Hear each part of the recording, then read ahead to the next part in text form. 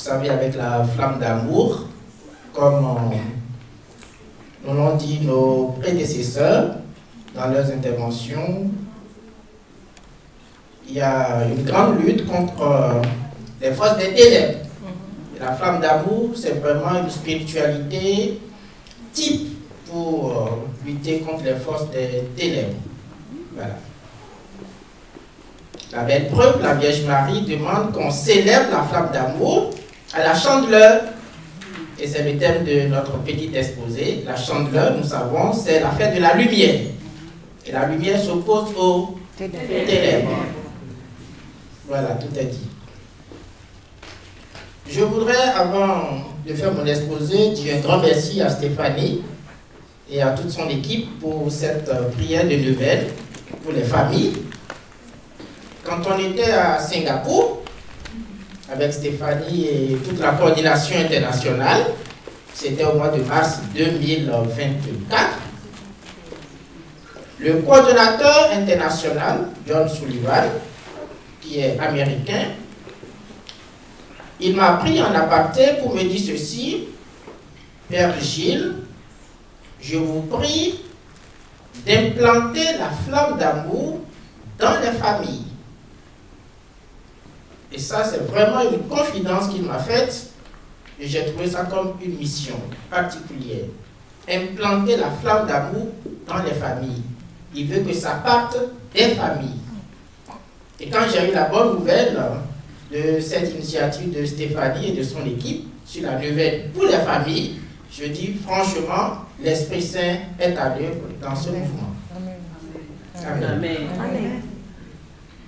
Je voudrais aussi nous faire remarquer, là je commence déjà mon exposé, que quand nous écoutons un peu les messages du journal d'Elisabeth Kindelman, ça doit pouvoir susciter en nous une toute petite interrogation.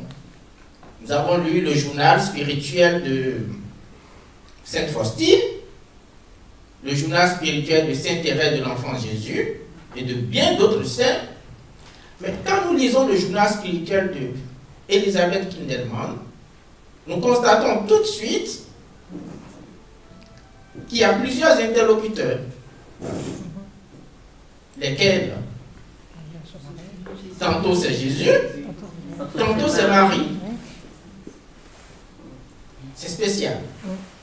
Ce n'est pas que Jésus, ce n'est pas que Marie, mais c'est les deux à la fois qui s'expriment dans ce journal. Et c'est là que je voudrais vous montrer un peu le lien existant entre la fête de la Chandeleur et la flamme d'amour. Quand nous parlons de la fête de la Chandeleur, nous parlons de la présentation de Jésus au temple. Est-ce que Jésus y est allé tout seul se présenter? Il a été conduit à sa mère. C'est très important. Ça fait déjà un tout premier lien. Par ses parents, pas par sa mère. Mais vous avez raison. Par ses parents, sa mère et son père adoptif, Joseph. Et qui parle de la fête de la Chandeleur, parle de la fête de la lumière. Et pourquoi on désigne la présentation au temple comme une fête de la lumière? Parce que je suis la lumière du monde. Je suis la lumière du monde. Il a dit je suis le monde. Jésus a dit je suis la lumière du monde. Très bien. Une autre réponse? La Pentecôte, c'est la fête de la Pentecôte, la lumière. Oui, je veux une réponse beaucoup plus contextualisée. Quel est l'évangile que nous lisons le 2 février à la fête de la présentation?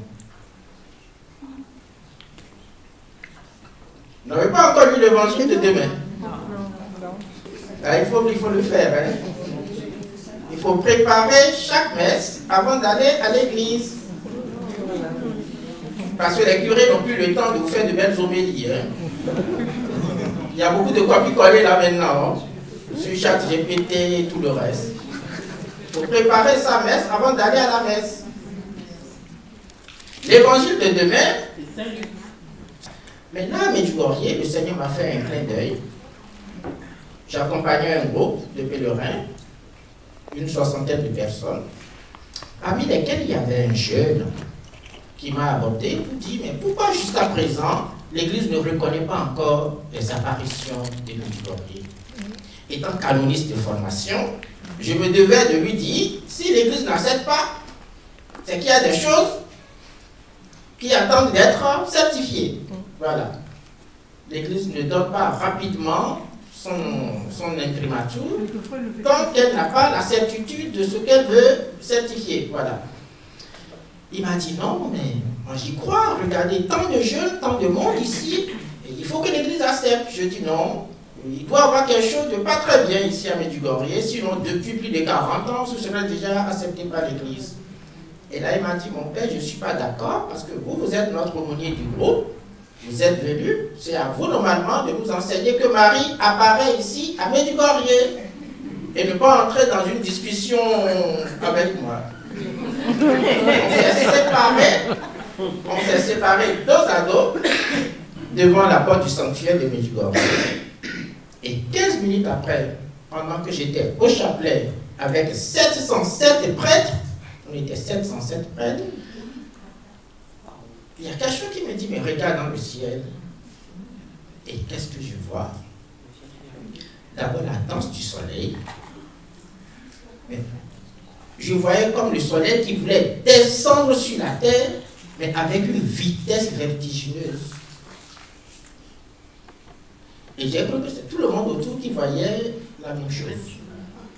Après, le soleil qui se transforme en une grosse hostie, qui n'avait plus rien de soleil, mais c'était une hostie. Et à côté de l'hostie, je vois Saint Jean-Paul II, les mains pieusement disposées, comme s'il priait. Et là, je dis aux confrères qui étaient là autour de moi, je dis, mais vous voyez ce que je regarde là? Aucun d'eux n'arrivait même à regarder le soleil. Tellement les rayons étaient forts qu'ils n'arrivaient même pas à lever les yeux vers le ciel. Et moi, je fixais la chose comme ça, comme si elle était devant moi. Et je suis resté comme ça, hypnotisé pendant une trentaine de minutes.